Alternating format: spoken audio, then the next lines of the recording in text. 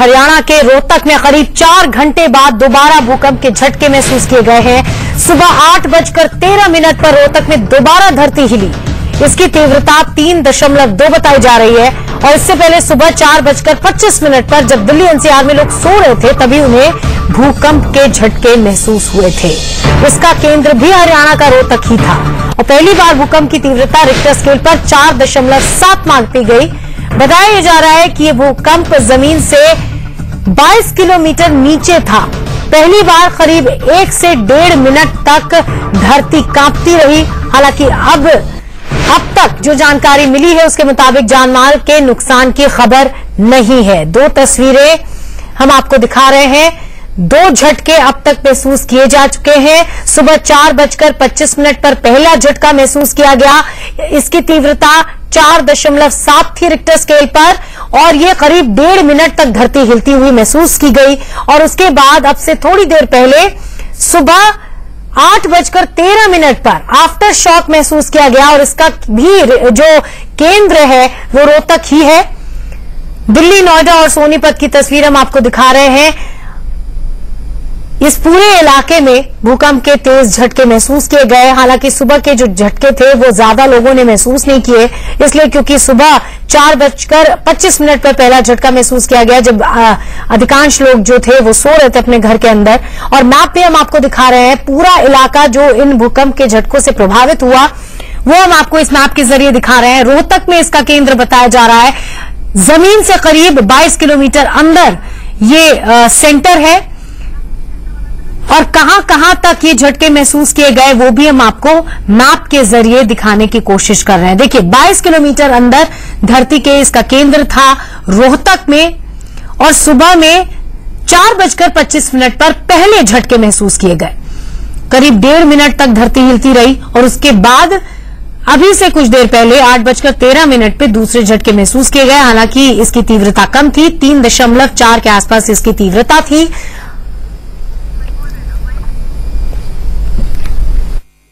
शुक्रवार सुबह 4:25 पर राजधानी दिल्ली समेत पूरे एनसीआर में भूकंप के झटके महसूस किए गए।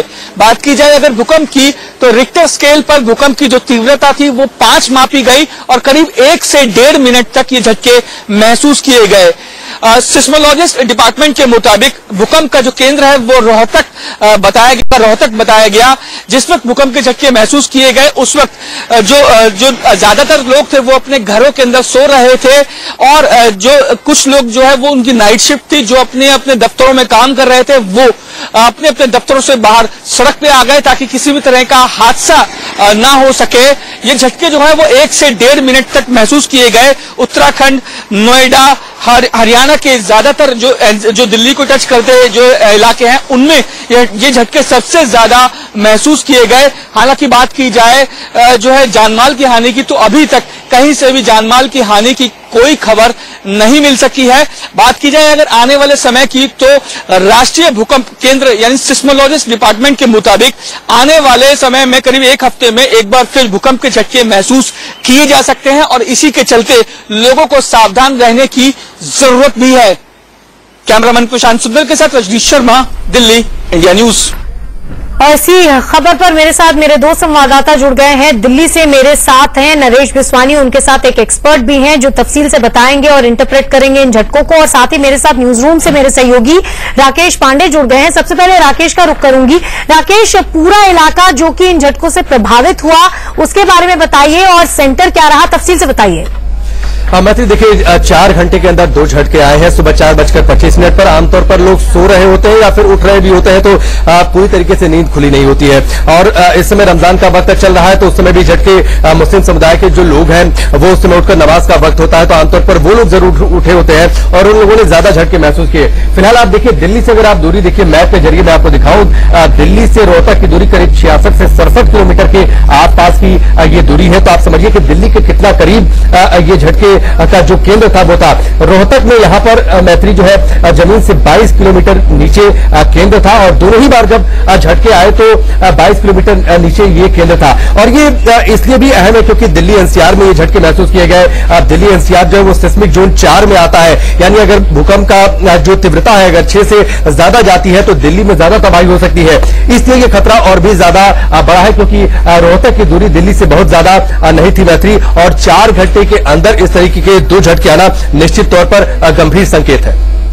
जी राकेश, और सिस्मिक जोन 4 में आता है दिल्ली, और अर्थक्वेक के लिहाज से, भूकंप के लिहाज से बहुत खतरा माना जाता है कि दिल्ली और एनसीआर को है। और इस पर और जानकारी नरेश विस्वानी भी देंगे, जैसा मैंने आपको बताया उनके साथ एक्सपर्ट भी। नरेश, आपके साथ एक्सपर्ट हैं, वो क्या कह रहे हैं, इन झटकों को कैसे इंटरप्रेट कर रहे हैं? अभी हाल ही में बहुत तेज झटके जनवरी में भी महसूस किए गए थे इस पूरे इलाके में।